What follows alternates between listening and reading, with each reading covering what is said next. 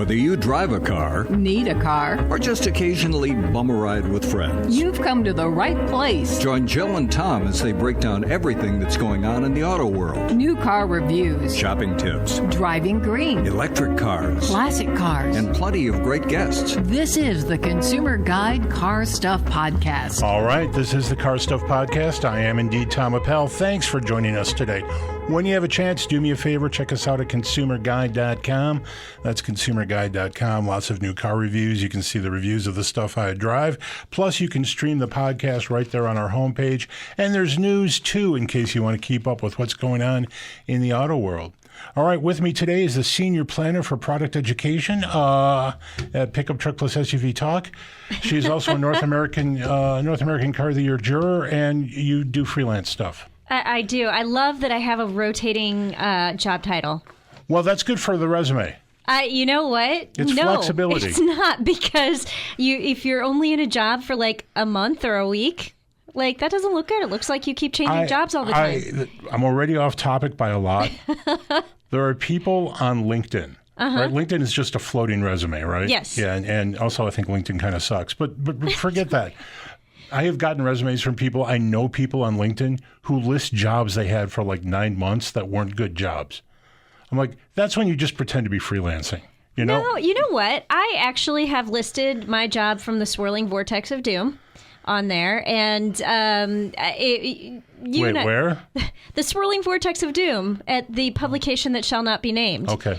But this was a period of my life, and I won't give the time frame. But didn't that go more than 12 months? It did not. Oh, okay. And maybe listening to you gripe about it felt like more than 12 months. It could be, because I'm telling you that short period of time felt like 20 years in my life. But no, I mean, I have that period from the Swirling Vortex of Doom on my LinkedIn Yeah, profile. but it was a good title.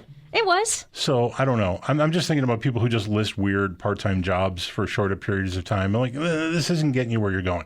Also, a resume should kind of focus in a direction you want it to go. That's true. So distractions, like things that are outside of your... Barista at Starbucks when you're a journalist would probably not be the appropriate thing to put on there. Is that what I'm hearing you say? Yeah, unless you were there like 3 years, you got promoted, you went through some training program. Okay. If you did something there that mattered. Okay. But yeah, if you were just there for the healthcare for 9 months, no.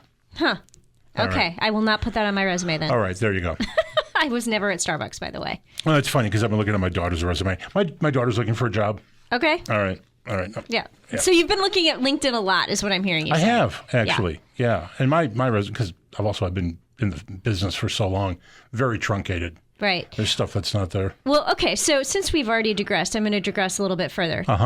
Still talking about LinkedIn. So my husband uses it essentially as a networking device and a business Well, I guess tool. That's what it's supposed to be. It's kind of what it's supposed to be, but he approaches it, I think, more uniquely than most people do, and especially differently than I do as a journalist. Like, I accept if people don't look creepy and they seem to appear in the same industry that I'm in, I will accept them on LinkedIn. But my husband actually interviews people before he will allow them to be on his LinkedIn Who would page. go through that? At least 1,500 people have gone through that. And he knows every single one interviewed by phone? No, if possible, he wants to meet them for coffee and say, how are we going to help each other? Why should we connect to each other? That will never pay off. It does, because He's interacted with 1,500 people? Yes. And how many of them people have shot him business or got him a job? I would say 90% of those people. 90% of those people got him a job. How many jobs has he had? Well, I mean, he's a telecommunications broker. He owns his own business. Yeah. And so I would say like 90% of those people have either sent him clients, or if he needed help for somebody in return, he reached out to them and they got back to him and were able to provide a connection for one of his connections. I don't want to talk to anyone. I mean, I find it fascinating. Neither do I. I'm an introvert. People don't find that very hard to believe, but I'm shy. And I don't want to talk to anybody either. Send me a text message. Yeah, I'm still on the LinkedIn sucks side of the fence. You know what? I put I put most of my business-related content out there, and I get some really good interaction on LinkedIn, and I found some interesting people that way. So I like LinkedIn. The thing I get is solicitations for guests on this show. Okay. Which is handy. It is. And some of them don't suck. So no, some are terrible. So if you have not been on this show and you reached out to Tom, apparently you suck. Well, if you're not an OEM or you don't have a real product that affects an OEM, don't reach us to like some weird wax polymer that you can only mail order. Don't care. Ow! That's ouchy. I care. Maybe. I reached out to a lot of people. I wanted to talk about spring car care. And people say I'm not nice. People say I'm not nice. You're the mean one. I didn't say I was nice. You're mean. I didn't say it was nice. You're mean. Real quick. Okay. We were talking about subscription services and how they're going to rack up money. Yep. But there is other ways that manufacturers are making money after the fact. Okay. And we've seen this with Porsche and we've seen this with Mercedes, but now Cadillac. Okay. Cadillac has something for the Lyriq called the Velocity Package. Ooh. And it is a bunch of added torque. It's an over-the-air update. You don't have to go to a dealer. So software programming. Yep. Mm-hmm. Yep, just software. 74 pound-feet of torque, which is substantial. Mm-hmm. Takes you from 450 to 524 for $1,200. Now, I would say that somebody who owns a Lyriq who likes acceleration, that would not be out of school. The argument here is that if the hardware is already in place, why didn't they give you this option in the first place, or why didn't it just come standard? Because they wanted to charge you for it later. Well, that's the cynical view, and it's probably the correct view. Right. A claimed move from 4.7 seconds 0 to 60 to 4.4. Okay. So it's a real performance gain. Yeah. So there you have it. It's out there. You can get it. I suppose that when you resell the vehicle, you'll get some of that money back anyway. Unless they make the new client or the new customer buy it all over again. I'm really hoping Cadillac doesn't do that. Come on. They are taking Apple CarPlay out of their vehicles because they want you to, they're forcing you into a subscription after 8 years. I would say they're But charging a person twice is a little rough because technically, and this may end up a class action suit, if you bought it, it has value for you when you resell the vehicle. It's something you own. So unless it's in the agreement someplace that they can take it back at any time, it seems like something you own and should have resale value for you. We'll see. Yeah, I don't know. The smoke hasn't cleared on this. It hasn't even filled the room yet. It's going to get messier. But $1,200 seems maybe a little high because that car was plenty quick anyway. But people who are buying that's an expensive car. It needs to come with a big sticker. Yeah. Like a big sticker that says Velocity that you just glue on the back window. Yeah. Maybe. So this is something that Tesla has been doing for a while. Like they do over-the-air upgrades that you can buy that are just a software update. And those bastards do take it back. Yeah. When you saw the car, like I said. Yeah. I'm just saying because you bought your own access to this feature, and now the next person has to buy access to this feature. They say that 9/10 of the law is possession, and I guarantee you this ends up becoming a legal thing. All right. Enough of that. Velocity package, $1,200 makes your Lyriq faster. Lyriq is selling well, by the way. We'll get to that to a second. Fisker Ocean. How much do you think it is now? $7,000. You're not that far off. They're in. I think it's Chapter 11 bankruptcy. Whatever they're going to try and reorganize bankruptcy is, but they just got approval from the courts to sell them for $14,000. So a car that was as much as $70,000 3 months ago, now $14,000. If you're willing to buy a car that may eventually become an anchor. So I actually have an acquaintance who lives in Indianapolis near my mom. Owns a Fisker? Who bought really the Fisker after everything went down. And I don't think it was at $14,000 that he bought it, but it was $25,000. Yeah. So he already got hosed by $11,000. Yeah. You know what? I need to reach out to him. First off, I want to see the vehicle. And so maybe one of the next times I'm in Indianapolis and I have some time after we get my mother moved, I can maybe reach out to him because I'm so curious about this car and his thought process behind buying it. I mean, at $14,000, it's less of a gamble. And if it works for 3 years, you're in good shape, I guess. Yeah. But it's at any given time, it's going to stop and you will not be able to get it serviced. Yeah. And then it's over. Because the software was never correct anyway. So there's not even a standard to return the vehicle to. All right, you know what we didn't talk about? Kind of a big deal. Maybe you guys covered it over at Pickup Truck Plus SUV Talk. But earlier this year, Jeep cut prices. Yeah. Fairly steeply on certain models. And there hasn't been a lot of, I think, big picture discussion of what's going on at Jeep. But I have a question for you. I may or may not have an answer. It's related to this, but it's not going to sound like that at first. Okay. The $25,000 Jeep, Yep. electric Jeep that's Yep. coming. Why is that a Jeep brand? Yeah, I mean, good question. You would think it might be a Dodge because Dodge traditionally had been a more mass market brand, right? But Jeep's an off-road brand. It seems a little off. But Jeep are SUVs, whereas for the most part, Dodge have been cars. Well, nothing is cars anymore. So you think that Well, Dodge? but I think the Banshee, when they come out with that, that's still a car. The thing here about this is, I think Jeep is probably their most mainstream brand now. Dodge became this muscle car thing that didn't have any real volume product, and what is it? The Hornet, not selling well. Right. They're trying to sell a compact crossover should sell pretty well, and it's not selling well. So this gets weird, but Jeep's going to be selling a $25,000 electric car coming soon-ish. But the rest of the brand, the Compass, the Renegade, and the Cherokee, all being discontinued, and they're all so those sales are going to fall anyway. But I think that Jeep lost its way. Yeah, and you know what? I think The product is still there. Yeah, and I think they might be keeping the Compass, but they're definitely getting rid of Cherokee and Renegade.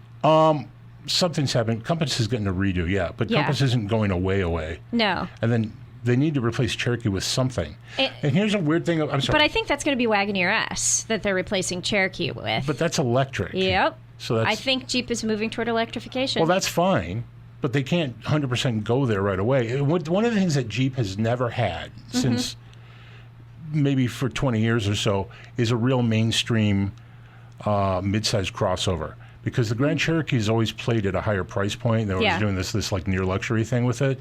And they needed something beneath that, and Cherokee never was that. Right. Cherokee without a Grand in front of it. Right. So anyway, I stole something from Robbie DeGraff of Auto Forecast Solutions, but he posted this stuff today. Not Auto Forecast Solutions, Auto Pacific. Yes. Sam, our good friend Sam. Yes. Auto Forecast Solutions. But these are sales numbers, so they got some numbers together. The sales numbers are slow because of the holiday. And because of the CDK thing. Yep. So here's a number you're going to love. Fiat, up 119% this quarter. Well, that frankly, if they sold one more car, that's probably not hard to do. That looks like a good number, but I think the 500Es are trickling in. Okay. Basically, because Fiat didn't have a 2024 model of anything, did they? Yeah. Yeah. VW up 31%. I don't know why. Unless they've repriced or repositioned ID4, the electric vehicle. I don't know. Lincoln's up 19%. I'm pretty sure that's Nautilus. Yeah. That's a great car. Yeah. Trax, the Chevy Trax. Crazy value. Crazy good car for the money. Like you can get a really nice car for 22, 23 grand. They sold 53,000 of them last quarter. That's very telling. It is. That's huge. So they're going on to 200,000 units roughly, maybe a little bit more. That's a big deal, but that's a high volume car. And then I haven't driven. Have you driven the Buick Envista? I've not. And the Buick Encore GX, but those play where the Trax and the Trailblazer play. Yeah. And they're kind of the same vehicles. Yeah. But they're doing really well for Buick. Yeah. All right. Maybe you know about this one. Colorado and Canyon sales are way up. Yes. They're good vehicles. I've only driven a Colorado. Yeah, you know what? I'm sorry, Canyon. I really like the Colorado and Canyon. I've driven them both. I've done the on-road thing. I've done the off-road thing. I had a Colorado, was it ZR2 in the city, and it was funny. But, and it was like a chartreuse color. But I really enjoyed that vehicle. It was so much fun to drive, even in a city situation. I drove a Canyon AT4. Liked it very much. A little bit more cramped than I thought it would be, but that's just a me problem. But I thought that was a great vehicle. Do you think Colorado and Canyon are getting some rebound sales over people resisting the Tacoma because of Tacoma pricing? Could be. It could be. And also, I mean, Tacoma and Ranger really weren't readily available at the beginning of this year, whereas, Colorado and Canyon were both out. I mean, they were new for 2023, so they've been out. This one I think I know the answer to, but you might know better than me. Ram sales are down 26%. Yeah, and I think that's also product of the fact that they just changed over to the 2025 model year. I thought it might be a changeover thing. Yeah, and so people, I think, were just kind of waiting for that model to come out, and it's just starting to trickle out. It's so good. It is so good. It is so good. The 2025 Ram is ridiculously good. I only drove the ridiculously expensive $90,000 Tungsten, but wow. Yeah. Wow. If that's the best of it, something that's like 2/3 as good is still really, really good. Yeah, it is. And I've really only driven the Tungsten and the Rebel so far, and the Rebel is so much fun in off-road situations, so capable, and that high output engine on the Tungsten and the Rebel, it's just amazing. The Rebel didn't get more off-roady this generation, did it? Not really. Because I liked it where it was. Yeah. I kind of like the mild off-road thing because I'm never going to hit the bricks. You know what I mean? I like people to know I've got a little off-road capability, and I still want the nice ride. Yeah. Also, the new Hurricane engines are really good. So good. That's for people who don't know. The old Hemi V8s gone. They're gone, replaced by an inline 6 that is super sweet. Yes. All right. Quick. And I just have to point out, my mother is calling me right now. Oh, hi, Mom. Hopefully it's not important. Other big news here, electric vehicles. The Aria sales are way up, 123%. Mustang Mach-E, way up, almost 50%. Lyriq sales, way up. Lyriq is the second best-selling Cadillac. So they're doing about 7,000 units. Is it a quarter? So anyway, they're coming up on 30 grand there. That's nice. And this is interesting. The BZ4X, the Toyota electric vehicle we don't talk about much, and the Solterra, which is basically a Subaru clone, version, yeah. are starting to sell really well. Yeah. But they've been advertising heavily. Yeah. And they found a little more range on the BZ4X. I don't know where. Yeah, no idea. All right. And then we talked about the Dodge Hornet. And maybe the Dodge brand is a little broken. 3,800 sales in Q2. Okay. That's pretty low for a popular brand mid-sized crossover, although they do price it premium, and one of them is the plug-in hybrid, which anyway, but that's that. Those are the sales. Overall sales are up slightly. Yeah, overall sales are up slightly. There was one more surprise that I found when I was going through Q2 sales, and that was the Honda Ridgeline. I don't know this. It was down, I want to say 28% year over year. I'm actually working on a story right now for pickuptrucktalk.com because there was a recall that went out at the beginning of May for the rear camera not displaying, and it was something about wiring in the tailgate. And it's essentially, if you live in a climate where you have salt on your roads or salt in your air, that can corrode those wires, and then your camera doesn't display. So the recall affected about 187,000 trucks, and I've heard rumors that there was a stop sale on the Ridgeline, and I'm trying to confirm if that's true. So I don't know if there was a stop sale, but if there were, that would affect the sales, obviously, in May of the Ridgeline. There would be a stop sale for that. That's considered a safety issue, and I think federal, but I've heard there's a fix. I've heard that the recall notices have in fact started going out to owners, but on the Honda website, they said really only 3% of the vehicles are being affected. And so here's the thing, like if you have the vehicle with the current wiring, your camera's going to display, and only 3% of the vehicles that have the wiring could be affected. So I don't know that there would be a stop sale because the vehicles are working right now. It's not like the vehicles aren't working. It's just that they may not work for everybody in the future. Yeah, the Ridgeline, like my favorite pickup truck. Yeah. Like if I had to buy a pickup truck, I would try to find a really good used one.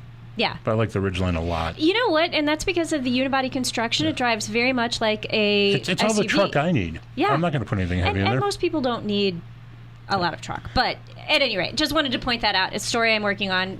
When I get that done and posted, I will put that in what we're now referring to, and you did this, our show notes. The show notes. I need to label them that. Yes. We need to make those more aware to people, more accessible to people. Anyway, we're going to take a break. When we come back, we talk to Thomas Sondej of Toyota about the new Crown Signia. Stick around. All right.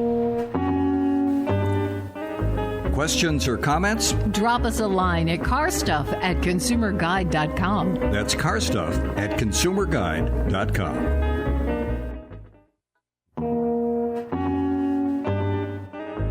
Welcome back to the Car Stuff Podcast. All right, we're back. This is the Consumer Guide Car Stuff Podcast. I'm Tom. She's Jill. Jill, how you doing? I'm doing all right. You talked to your mom? I did. All right. She's okay. Mom's good? She's good. Oh, man.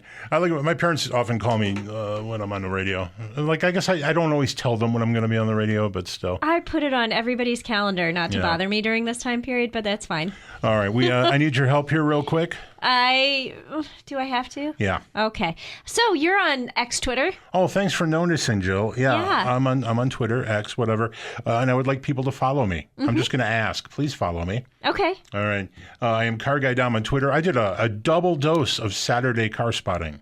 Okay. Great stuff. And you use the hashtag CarSpotter. Thank you. Yes, I should probably say that. Maybe. I'm not good at this. Speaking of which. No, and I also want to say it's Car Guy Tom, not Car Guy Dom.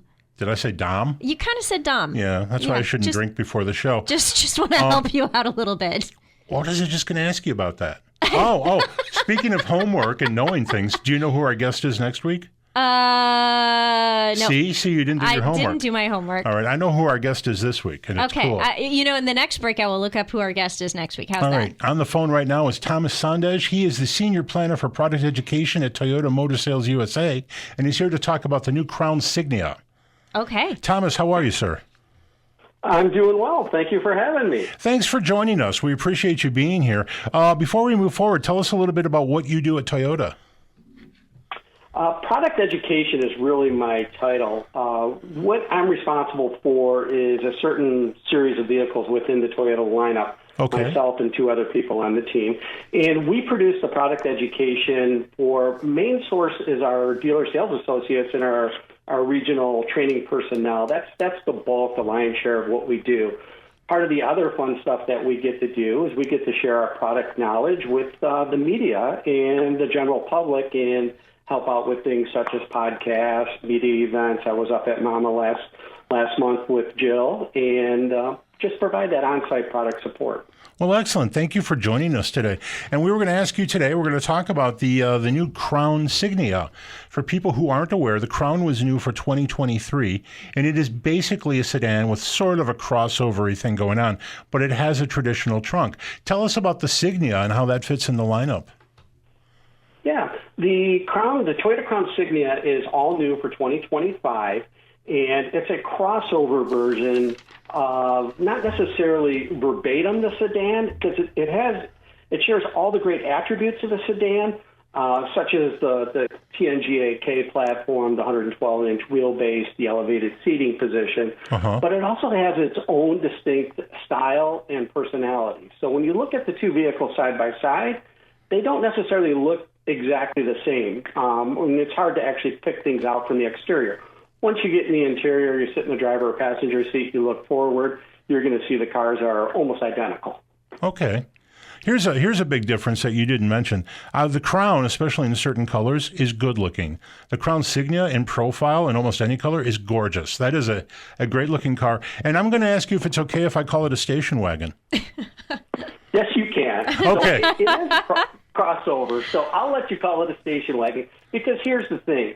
It doesn't fit the traditional SUV style. So we're calling it a crossover. So yes, it has a lower roof line. Yes, it is longer than more than a sedan side of things. It's got that length to it. It's got a lower deck height to the vehicle, a lower ride height. It really is aimed for urban driving. We're not promoting any type of an off-road aspect with the vehicle. It is an urban positioned vehicle from there. But with the elevated seating position in the driver's seat, you're sitting at 25.8 inches off the ground.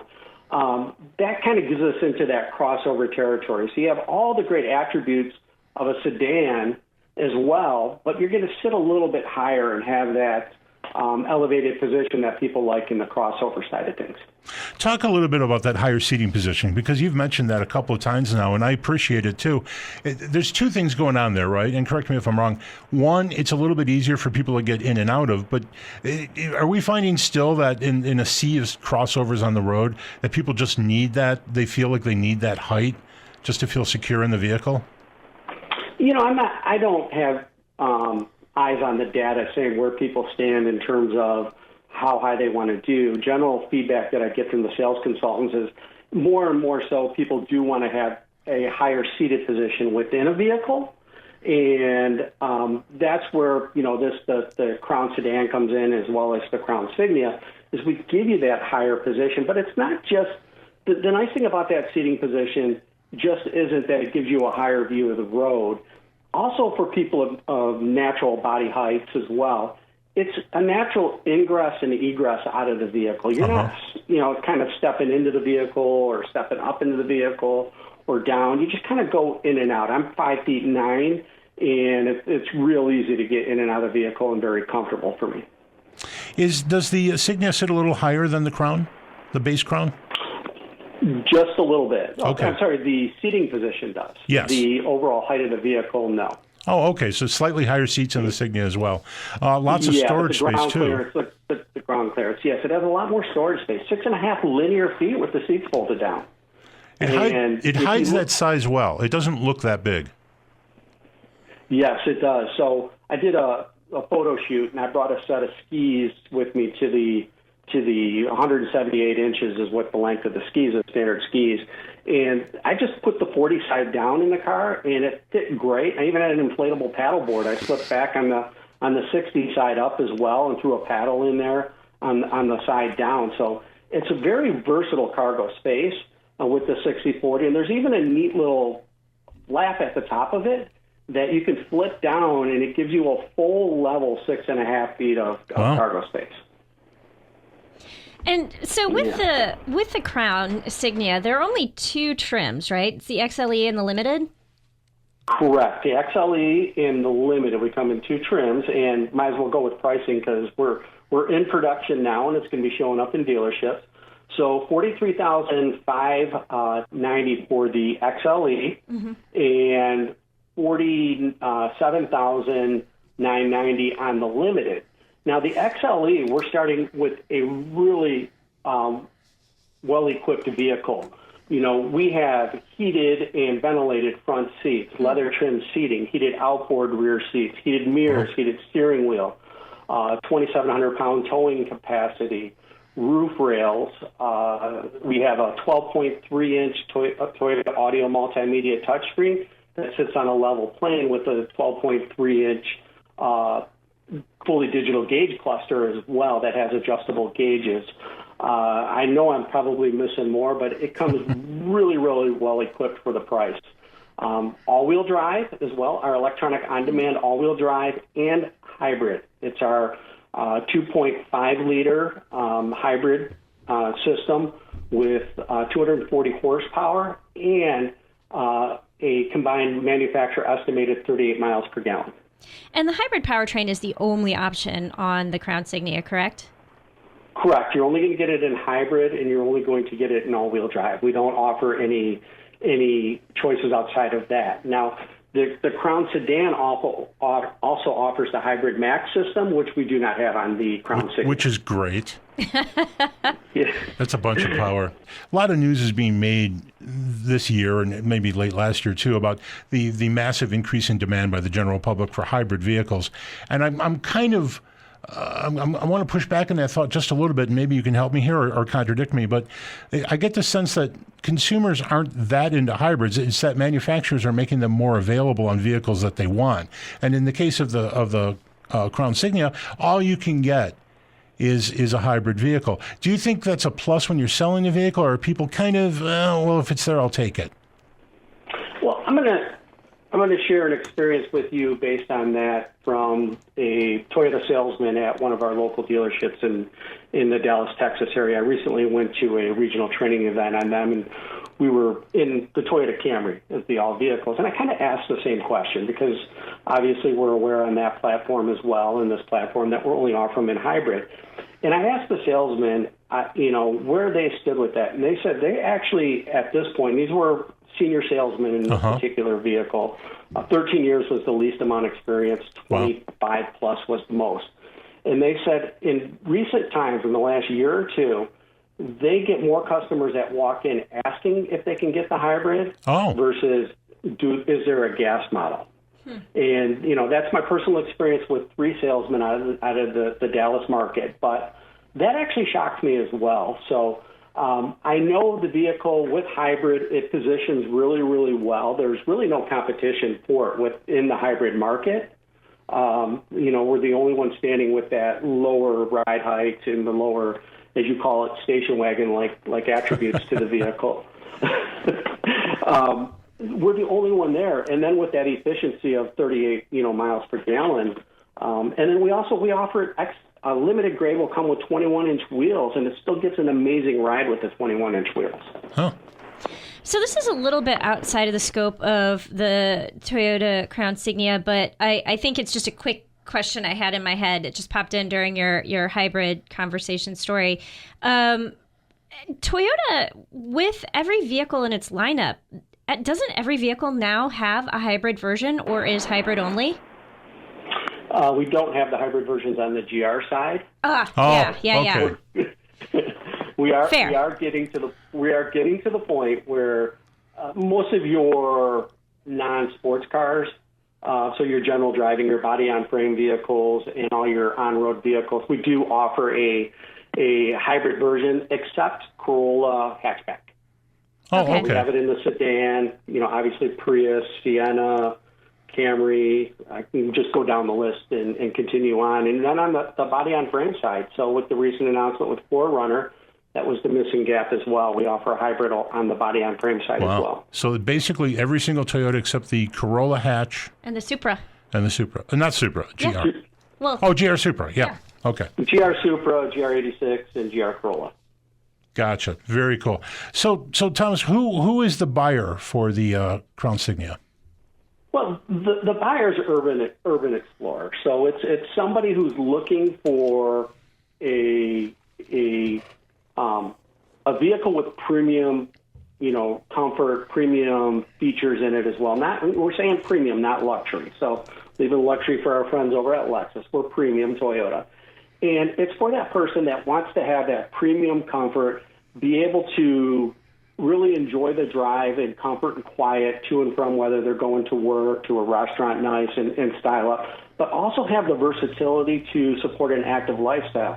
Perhaps they're a bicyclist, that's mountain biker, road biker. It's easy with the receiver hitch. You can put a bike rack on the back, let alone you can also tow up to 2,700 pounds, but put stuff up on the roof, a box, skiing, snowboarding, paddleboarding, things of that nature that they can still transport their gear with them to and from the trailhead or the beach or the launch. So you call Crown and Crown Signia, kind of more of the luxury Toyota versions of your vehicles. And I think I know the answer to this question, but I'm going to ask it anyway. So you have Crown, Signia. Are there future vehicles planned for the Crown moniker? So these are the two vehicles that we have. The Toyota Crown is kind of the vehicle name. We're not really so much taking it over. Some people want to know if we were trying to make a separate brand out of it. No, it's just the vehicle name at that point. And in terms of the future product, not at really liberty to discuss that, but we're paying attention to the market. So we're definitely want to build that name. Obviously, Toyota Crown has a lot of prestige in the Japanese market and other global markets, so we're trying to help build that here. Interesting enough, Toyota Crown, this is the first time Toyota Crown has been here in the United States. One of the very first vehicles we brought to the United States was the Toyota Crown, way back when we first came here. We're trying to return it here, and we're trying to build it up, but I can't really not at liberty to discuss future product in terms of that side of things. I was like, I figured that would be the answer. Yeah. we always have to ask. You can, and you know what? It never hurts to ask. Way back when, I don't know if you remember the name Jim Mattea, but he was a legendary Chicago auto journalist. He was syndicated in the Chicago Tribune. And he would always ask the questions that no one else would ask because they seemed so simple. Right. And so basic. And the manufacturer would never answer that question. Right. But he always asked it. And every now and then, he got an answer. It was totally worth asking. Yeah, and I don't want to be the one, if I ever knew knowledge of something on the backside, I wouldn't want to be the one to share it, because then I'd have to sit in somebody's office and explain why I did that. And I really enjoy my job. So when is the Crown Signia showing up in showrooms? It's in production now. So right now we are in full-on U.S. North American production in our Tatsumi plant in Japan. Still need to make it to the port. We've got to do a couple things at the port, but we're expecting late this month the first units will start showing up in dealerships. Awesome. Thomas, thank you so much for your time today. Oh, appreciate you having me. Great having you.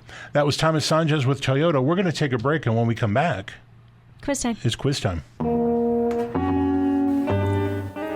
Questions or comments? Drop us a line at carstuff@consumerguide.com. That's carstuff@consumerguide.com. Welcome back to the Car Stuff Podcast. All right, we're back. This is the Consumer Guide Car Stuff Podcast. I'm Tom Appel. She's Jill Ciminillo, and Jill is unhappy with the donuts today. Yeah, these are not your best choices. Wow. Coconut lime. Ugh. I don't understand. Ugh. There's nothing there that's gross. It's coconut and it's lime. It's all gross. Do you like coconut? Yeah, coconut and lime just don't go together for me. But they're both confectionery, yummy. Like being in the Keys. Blech. All right. That one's a good, right? That's a chocolate cream puff? It's got cream stuff in the center. Well, you can open it up and have the cream be on top. Yeah. Yeah. And then a chocolate, which is just gold. That's a staple. Maybe. All right. It's quiz time, Jill, but first I think you might want to talk a little bit about social media. Maybe a little. You have 8 seconds. Go. No, I've got more than that. That's time. I'm All taking it. So you can find me on TikTok, Instagram, LinkedIn, Facebook, Threads, Post, all of the places, at Jill Ciminillo, so just my name. And then I use the hashtag car du jour. And I actually had the opportunity to drive the Toyota Crown Signia. Oh, you drove it? At the Mama Rally. Okay. And I didn't realize that was there. It was there. I wasn't there. You were not there. We missed you. Thank you. I missed being there.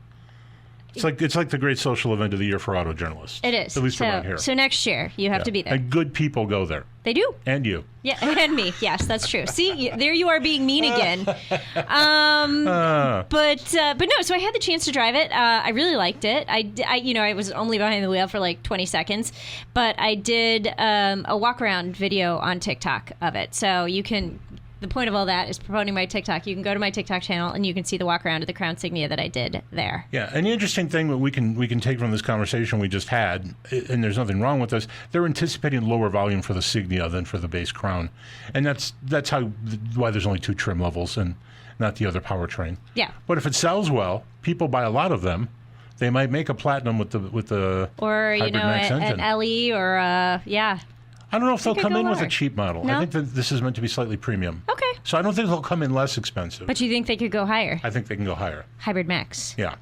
That'd be amazing. All right, Jill, it's quiz time. Yes. This is a topic you've been begging me to do.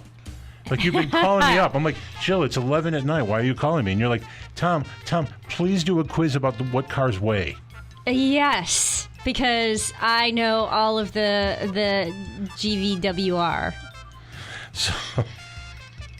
Anyway, I do not. Today's topic is which weighs more. Okay. All right? Yep. All right. This is easy. 5 questions. Not easy. Plus a bonus question. Okay. All you need to do for the 5 basic questions is tell me which car weighs more. Okay. All right, ready? Guaranteed to have things to mess me up in here. The first one should mess you up. Yep. The Porsche Taycan. That's Porsche's 4-door sports car EV thing. Not selling well. Came out of the gate hot, and then now it's not selling well. Or the Ford Explorer. I'm going to go with the, and I think it's actually pronounced Taycan. Yeah, I've never worried about it. I know. Yeah. I had a tutorial on how to pronounce it. I said Taycan? You did. Yeah, I'm going to keep going with that. Okay. Yeah. Taycan. I'm never going to say Jaguar either. I'm saying Jaguar. Ugh. It isn't going to matter much anyway. That's fair. Yeah. I'm going to go with the Taycan. It does, yeah, by a lot. But it's an EV. It's an EV, and that's the problem here. Yeah, the Porsche Taycan, 4,600 to 5,100 pounds. Okay. A lot for what's supposed to be a sports car. The Explorer, just 4,300 to 4,800. And to your point, the 93 kilowatt-hour battery in the Porsche, 1,400 pounds. That's like a lot. That's a lot. That's a lot. Okay. You're on the board. Woo! All right. You did not get to use your favorite phrase. All right. Jeep Grand Cherokee or GMC Canyon? So that's Jeep's midsize crossover. or the GMC Canyon, which is their midsize pickup. And you're not talking trims or anything here. You're just talking about... I know, and I have a range. Okay. So, yeah. I'm going to say, the obvious choice would be the Canyon because it's a truck and it's got body on frame construction. Whenever I say the obvious choice is blank, I'm always wrong. But I'm going with it anyway. The Canyon? Yeah. No, Grand Cherokee. Not by a whole bunch. Grand Cherokee is 4,500 to 5,300 pounds. The Canyon is 44 to 5,000 pounds. 4,400 to 5,000. All right, you've got 1 point. All right. Next, Ford Maverick or Honda Accord? Ford Maverick is Ford's delightful little pickup. Yes. And the Accord is Honda's outstanding midsize sedan. If you asked me what the best car built was, I might say Accord. Car. Yeah.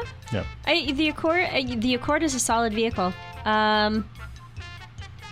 Completely random aside, but Honda is going to be having a hybrid this year, the Civic hybrid. Completely random. Okay, I'm gonna go with. They need that. It should have that. Yeah.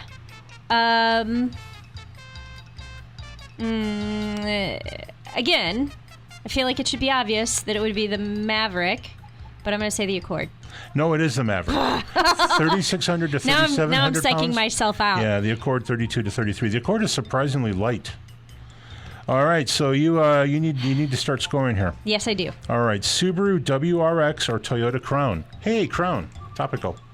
So the WRX has all-wheel drive. The Crown has all-wheel drive plus a hybrid system.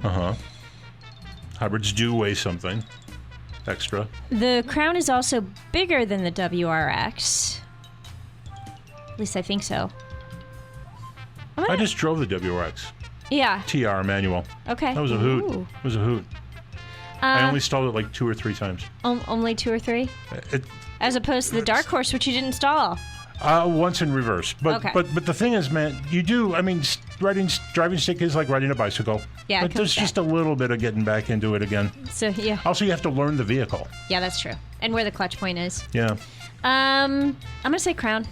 You're right. Okay. You have 2 points. You need 1 more to make this work. Last of the regular questions. This has gone so fast. The Buick Envision or 3 cubic yards of mulch? That's not even fair. I don't even know what 3 cubic yards of mulch is. A cubic yard is way more mulch than you think it is. I bet. As a guy whose dad used to order mulch and dirt by the cubic yard, and I had to move it around a yard, yeah, that's a day's work. My dad used to order mulch, but I don't know if he ordered it by the cubic yard. That's usually how it's priced.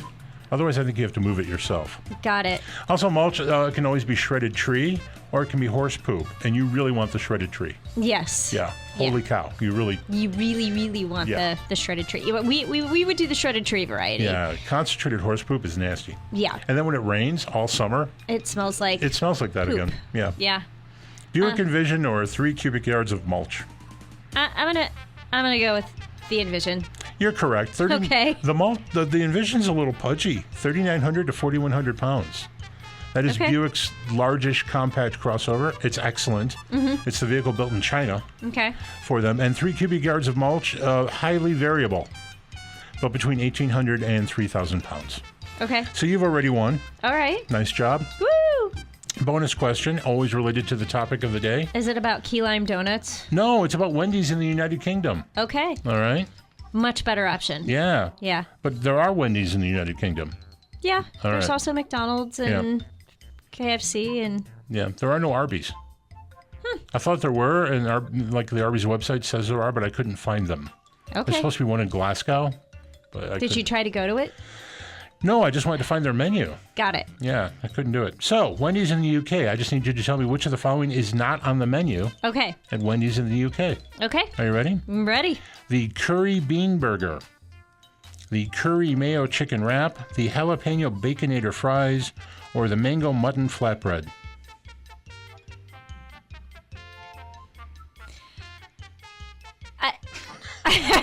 Again, the silence is golden and the music is playing. I'm like, I don't even know where to start with this. The English like their curry, so I think probably the top two are real. What were the last two again? And also, if the curry bean burger is real, I want it. That sounds awesome.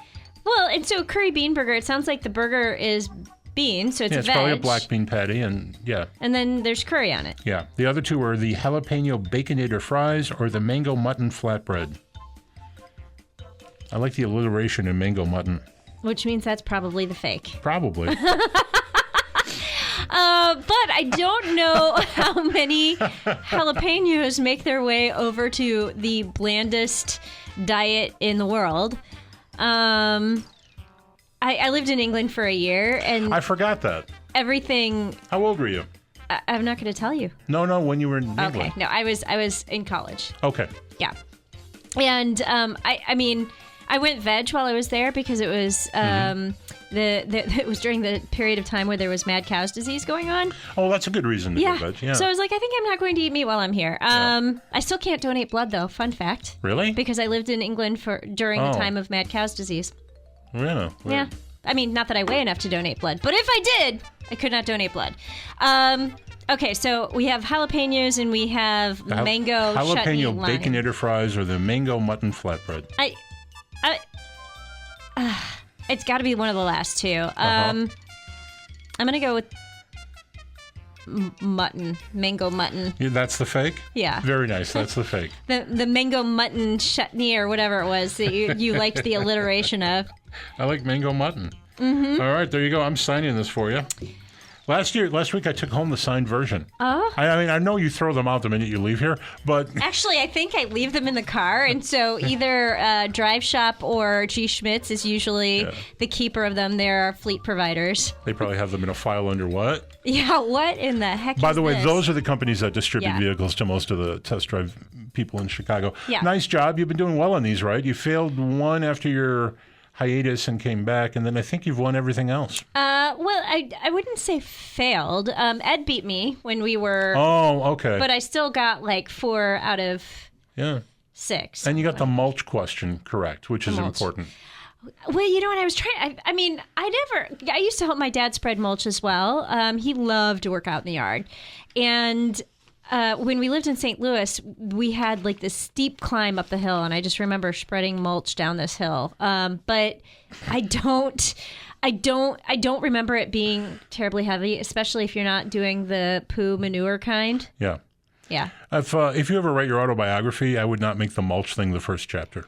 No. Actually, the name of my autobiography is "You Can't Get There From Here." Uh-huh. I've already got the title. I haven't written it yet, but it also dates back to when I lived in England. You can't get there from here. Yeah, mine might be named Cripes. We have a couple minutes left, and you drove a vehicle. Last week off here, you mentioned that we never talk about this vehicle. Yeah. Now we're going to talk about this vehicle. We're going to talk about it. The Lexus UX. Yes. Which is the least expensive vehicle in the Lexus lineup. It's not the least interesting vehicle in the lineup for a bunch of reasons, but it is small. Yeah. It's relatively affordable, and it's updated for 2025. Yeah, I feel like this is kind of a forgotten vehicle in the Lexus lineup. I think it is. The last time I drove it was pre-pandemic, when they launched the vehicle in the first place. And, they also came out with the Cadillac XT4 around the same time, which is the compact Cadillac. I think that is a super popular business lease, the XT4. Yeah. But the UX, I remember really liking it the first time I drove it, but it got outdated quickly because of Toyota and Lexus updating their infotainment system. And they did that in about 2020 with the Toyota Tundra. Didn't the first UX have a ridiculous controller on the center console you rotated knobs from the side? Well, it was, I haven't seen one since 2021. I want to say it had the touchpad thing. It either had that or it had the mouse that you had to use. It had one of those things for the infotainment system that was hideous. Let's just agree it was bad. It was bad. Yeah. And I can't remember which it was, but now everything is touchscreen, everything is updated. There are a lot of great things on this vehicle, including the fact that it's hybrid only, all-wheel drive only, and it is... Is it all-wheel drive only? I think it is all-wheel drive. Oh, I thought there was a front drive version. Oh, But it is hybrid only. Yeah, it's definitely hybrid only. I'm like... And I did not get a Monroney with it. So maybe it's definitely hybrid only. Maybe it also has, like in the lowest version, has the front wheel drive. But I'm driving an all wheel drive version. Oh, there is a front drive version. Okay. Yeah, and that gets great mileage, 42 combined. Yeah, and but I drove this to and from Indianapolis and spent a lot of time behind the wheel. It's really comfortable, very quiet. The infotainment system works really well. You know, I play podcasts through there, and it's easy to like flip through. Hopefully you listen to our podcast. I did not. It's the only way to learn. Sorry, I heard, I was there. I lived it. But everybody else should be listening to our podcast. I hate listening to myself talk. I sort of do, but I enjoy listening to it just to decide what I need to do better. Okay. And I don't want to call it a personal growth thing. But it's a personal growth. But I can make a list of 90 mistakes I make each episode that I don't want to make again. Okay. Yeah. Okay. But no, I did not. Like the whole thing about throwing body parts into the terrarium with my bugs. Yeah, I'm not. That should probably not be. I'm not supposed to talk about that anymore. No, you really aren't. Even Damon reached out to me like, "Yeah, don't talk about that again." That would be a bad idea. People don't want to know that. Forensic evidence in your terrarium, and here you did. You just talked about it again. You broke it. Right. But when I listen to this, I'll realize I shouldn't have done that. Yeah. So next time I'll just cut you off. You've been cut off. All right. So Lexus UX. Back to the Lexus UX, but really comfortable. Car. It's a good little car. The safety systems work really well, but they're not too obtrusive. It doesn't have, that I've seen, at least the version that I'm driving does not have the traffic jam assist, but it does have kind of their, and I forget the technical name for it, but it's the surround safety system. So like if you're driving down the road and the vehicle detects somebody close to you or you're coming up on somebody and you're not slowing down, the vehicle will kind of put on the brakes a little bit for you. Because it's just like, hey, by the way, in case you didn't see it, there's a vehicle in front of you moving slower. But it's not herky-jerky crazy. It's just like, oh, okay, you want me to slow down. Got it. What else? The infotainment system is good. I did have one of those weird moments where I hooked up my phone, and I know you've had this problem before in Toyota vehicles, but I hooked up my phone and then it like disconnected and it wouldn't reconnect, and then I had to like remove my phone and repair. But I haven't had a problem since I went through that. It is weird that after you go through that once or twice, sometimes the system gets used to your phone. Yeah, and it just or your phone gets used up. to the car. We don't even know which is at fault. Yeah. One of the things I remember about the early versions of the UX is there was a regular gasoline version. There was a non-hybrid version that was not very interesting. Yeah. Also, the back seat is pretty cramped, and that's probably still the case, but it is a subcompact crossover. Yeah. I don't know if that's a ding against the vehicle. It's small, and I'll be honest with you. So coming back from my mom's this weekend, we're helping her get ready to move. So I was helping clean out some stuff, and I grabbed some stuff to take to my house from her house, and it wasn't a lot of stuff, but it didn't fit back there well. For 2025, big news, they're changing the model name. So it was UX 250H. Now it's UX 300H. And a horsepower bump in there, 15 more horsepower. Prices are still pretty competitive, $3,800 to start, up to $4,600. And I love this because this is just a funny Lexus thing. There's an F-Sport design and an F-Sport handling trim level. And F-Sport design is basically, it looks F-Sport. Yeah, it looks sporty. And then F-Sport handling doesn't get you more power, but it does actually get you legit suspension upgrades. And generally, when Lexus does that, they never compromise ride very much. Like Lexuses never get very sporty. No. And I think that's probably the way to go for most people. Yeah. But I'm glad the finicky controls thing is fixed. Oh, it's so fixed. Because they were nightmarish before. But our friend Paul Harold, Sons of Speed, has a UX in the family. Okay. And I believe they've been very happy with it. Yeah. No, I it's funny because I had forgotten about the UX, and I saw it at the auto show this year and was like, you know what? I'm just going to, I did a walk around of it on TikTok because I was just like, this is a vehicle you don't see, you don't talk about, but I really like it. Yeah, and it hits a price point lower than other luxury brands. So you can get into a Lexus product here for under $40,000. Yeah. And it's pretty, it is a Lexus. Yeah. Right, the build quality is there. It's very good. And the quietness is there. Yeah. And the materials quality is there. And the test vehicle I have has the new, they're calling it copper crest color. So that really I was going to look at pictures of that. That's going to be like the new feature color for that car, right? Yeah, it's really cool. What, your color. test car was that? Yeah. Okay. And it's in the parking lot. How much is that? Oh, IRL. Cool. I did not get a Minority for this vehicle. Yeah. So that'll probably be an extra cost color. Yeah. All right. You don't know who our guest is next week. I do. Oh. I do. I looked. I now know who our guest is. We are talking with Patrick Masterson from Cars.com about the American Made Index. Oh, that is always annually our most popular episode, or one of our very most, the most, and I never fully appreciate, or I do fully appreciate just how weird that list can be. Yeah, no, I'm actually really looking forward to talking to it. I totally geek out over this list every year, and there's some fascinating stuff revealed in there. Cool. All right. Looking forward to that. All right. Thanks to Toyota's Thomas Sondej for joining us today. We talked all about the Toyota Crown Signia. Thank you, Jill. Thanks to producer Randy and the good folks here at TalkZone. And as always, thanks to my radio mentor, Steve and Johnny, whom I joined this Saturday in Chicago on WGN Radio at midnight Chicago time. You'll want to listen to that. Listen into that. Listen into that. Thank Tune you. in. I'm a mumbler. Listen into that. All right. Let's talk more about cars again. Next week. Remember to check us out at consumerguide.com. The Car Stuff Podcast is produced by J-Turn Media. To advertise on the show, please drop us a line at carstuff@consumerguide.com.